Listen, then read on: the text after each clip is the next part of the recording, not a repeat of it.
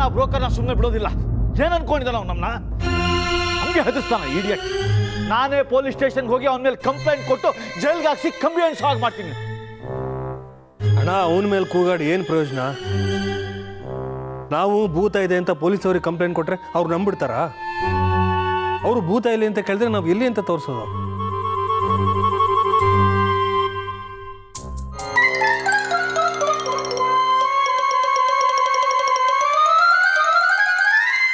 ಸುಹಾಸ್ ಹೇಳ್ತಾ ಇರೋದು ಸರಿ ಕಣೋ. ಸುಮ್ಮನೆ ಅವನ ಮೇಲೆ ಹಾರಾಡೋದ್ರಿಂದ ಏನು ಪ್ರಯೋಜನ ಹೇಳು? ಅದು ಅಲ್ಲದೆ ನಾವು ಲೋಕಲ್ ಜನನ ಎದುರಾಕೋಬಾರ್ದು. ಅವ್ರದ್ದೇ ಒಂದು ಗುಂಪು ಅಂತಿರುತ್ತೆ.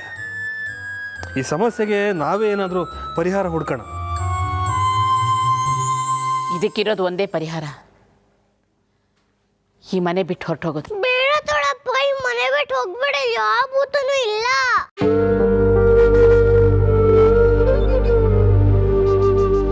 ನರಹರಿ, ಇನ್ನು ಏನು ಯೋಚನೆ ಮಾಡ್ತಾ ಇದೀಯಾ? ಆ ಭೂತ ನಮ್ಮನ್ನೆಲ್ಲ ಹುರಿದು ಮುಕ್ಕುತ್ತಾ ಇದೆ. ಸ್ವೀಟಲ್ಲಿ ಇರುವೆ ಬರೋದಕ್ಕೂ ಅದೇ ಕಾರಣ. ನನ್ನ ನಾಲಿಗೆ ಸೇದ್ ಹೋಗೋದಕ್ಕೂ ಆ ಭೂತನೇ ಕಾರಣ.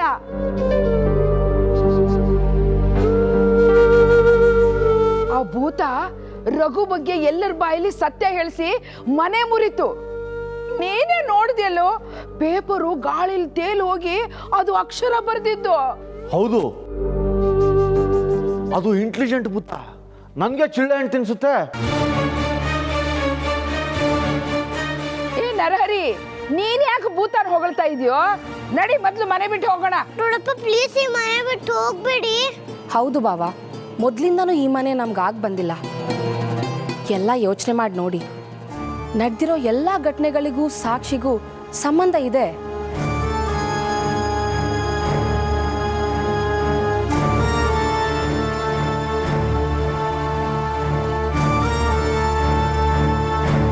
ಸಿಂಧು, ನಿನ್ನ ಮಾತಿನ ಅರ್ಥ ಏನು? ಎಲ್ಲ ಘಟನೆಗಳನ್ನು ಅನಲೈಸ್ ಮಾಡಿದ್ರೆ ಇದೆಲ್ಲ ಸಾಕ್ಷಿ ಮದುವೆ ನಿಲ್ಸಕ್ ನಡೀತಿರೋ ಪಿತೂರಿ ಅಂತ ಅನ್ಸಲ್ವಾ?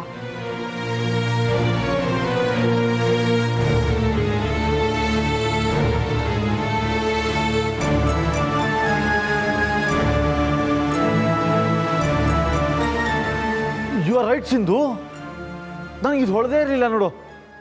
ಇದೆಲ್ಲ ಭೂತ ಮಾಡ್ತಾ ಇರೋದು ಸಾಕ್ಷಿ ಮದುವೆ ನಿಲ್ಸೋದಕ್ಕೇನೆ. ಅಣ್ಣ, ಸಿಂಧು ಹೇಳ್ತಿರೋದು ಸರಿ ಅನ್ಸುತ್ತೆ. ಇಲ್ಲೇ ಇದ್ದು ನಾವೇ ಯಾಕೆ ಹೊಸ ಹೊಸ ಸಮಸ್ಯೆಗಳನ್ನ ಮೈಮೇಲೆ ಹೇಳ್ಕೋಬೇಕು?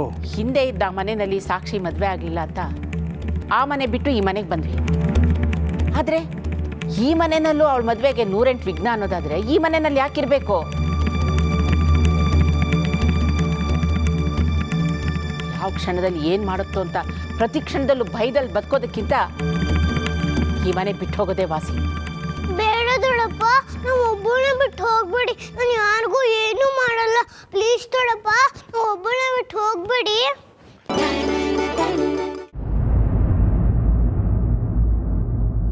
ಬಾಸ್ ಬಂದಾಗ ಚೀಟಿ ಬರೆದಿದ್ದು, ಬಾಸ್ ಮನೇಲಿ ಮ್ಯಾಜಿಕ್ ಮಾಡಿದ್ದು, ನೀವು ಓಡ್ ಹೋಗಿದಾಗೆ ಬಾಗಿಲನ್ನ ಗೋಡೆ ಮಾಡಿದ್ದು ಎಲ್ಲ ಅವಳೆ. ಮತ್ತೆ ಅವಳಿಗೆ ನಿಮ್ಮ ಕಂಡ್ರೆ ತುಂಬ ಪ್ರೀತಿ. ರಘು ಅಂಕಲ್ ಜೊತೆ ನಿಮ್ಮ ಮದುವೆ ಮಾಡಿಸ್ತಾಳಂತೆ. ಅವಳು ನಿಮಗೋಸ್ಕರ ತುಂಬ ಮ್ಯಾಜಿಕ್ ಮಾಡಿದಾಳೆ. ಬಾಸ್ ಮಗನ ಜೊತೆ ನಿಮ್ಮ ಮದುವೆನೂ ತಡೆದಿದ್ದಾಳೆ.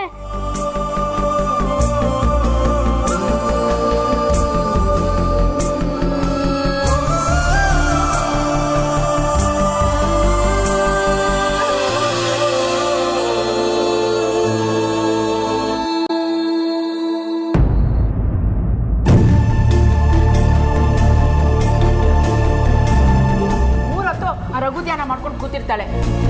ಹಾಗಾಗಿ ನಾನು ಈ ವಿಷಯನೆಲ್ಲ ಹೇಳೋದಕ್ಕೆ ಮುಜುಗರ ಆದರೂ ಹೇಳ್ತಾ ಇದ್ದೀನಿ. ಮನೆ ಯಾಕೆ ಬದಲಾಯಿಸಿದ್ವಿ ಅಂತ ನನ್ನ ಮಕ್ಕಳನ್ನೇ ಕೇಳಿ. ಲಡ್ಡು ಹೇಳಿದ ನಿಜಾನೇ ಇರಬೇಕು. ಅಂಜಲಿಗೆ ನನ್ನ ಕಂಡ್ರೆ ತುಂಬ ಪ್ರೀತಿ ಅನಿಸುತ್ತೆ. ಆ ಮಗುಗೆ ನನ್ನ ಮೇಲೆ ಏನು ಅಕ್ಕರೇನೋ ಏನೋ, ಯಾವ ಜನ್ಮದ ಋಣಾನು ಬಂದನೋ ಏನೋ, ಯಾವ ಜನ್ಮದಲ್ಲಿ ನನ್ನ ಮಗು ಆಗಿದ್ಲೋ, ಈ ಜನ್ಮದಲ್ಲಿ ನನಗಿಷ್ಟೊಂದು ಹೆಲ್ಪ್ ಮಾಡ್ತಿದ್ದಾಳೆ. ನಮ್ಮ ಮನೇಲಿ ನಾನು ರಘುವನ್ ಮದುವೆ ಆಗೋದು ಯಾರಿಗೂ ಇಷ್ಟ ಇಲ್ಲ. ಆದರೆ ಆ ಮಗು ಮಾತ್ರ ನನ್ನ ರಘು ಮದುವೆ ಮಾಡ್ಸೋಕ್ಕೆ ಎಷ್ಟೆಲ್ಲ ಓಡಾಡ್ತಿದೆ. ನಾನು ಅಂಜಲಿ ನೋಡಲೇಬೇಕು.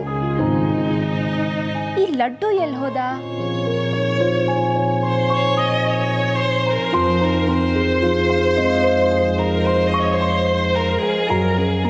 ಲಡ್ಡು, ಏ ಲಡ್ಡು, ಬಾರೋ ಇಲ್ಲಿ.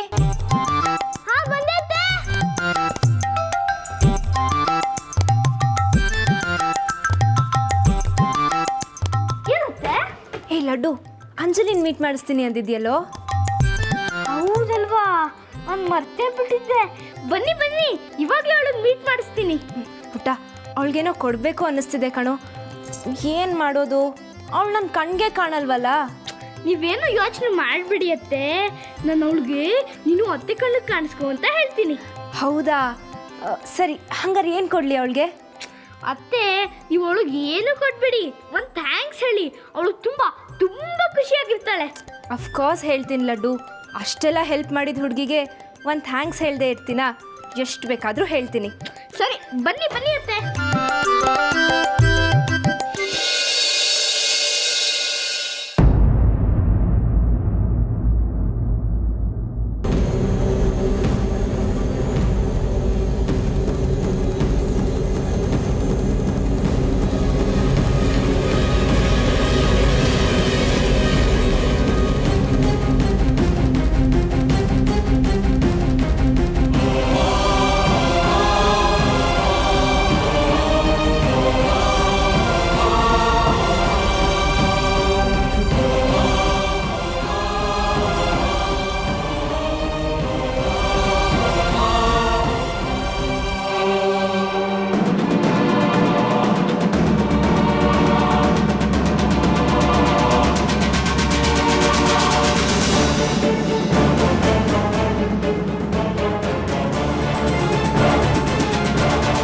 ಅತ್ತೆ, ಇವಳೇ ಅಂಜಲಿ.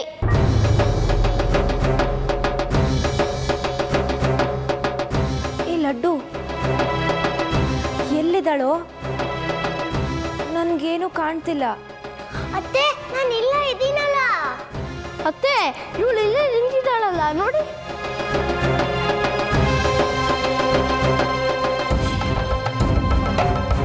ಇಲ್ಲ ಕಣೋ ಲಡ್ಡು, ಯಾರೂ ಕಾಣಿಸ್ತಿಲ್ಲ.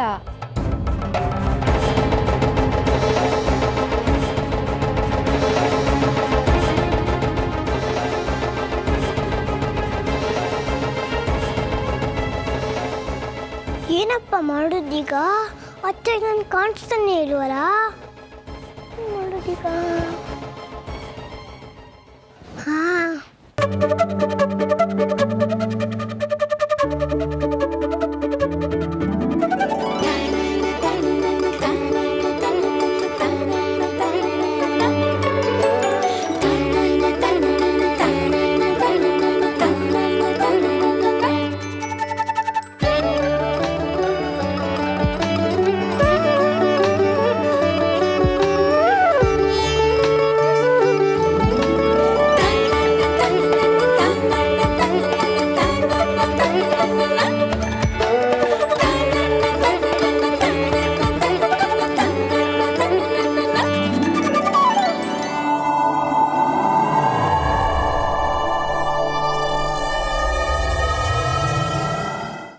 ಬೇರೆ ಕಡೆ ಫೋನ್ಗಳೇ ಪ್ಲೀಸ್ ಎಲ್ಲ ಹಾಡ್ಕೊಂಡು ಬನ್ನಿ. ಪ್ಲೀಸ್ ಫೋನ್ಗಳೇ, ಪ್ಲೀಸ್ ಪ್ಲೀಸ್ ಫೋನ್ಗಳೇ, ಪ್ಲೀಸ್.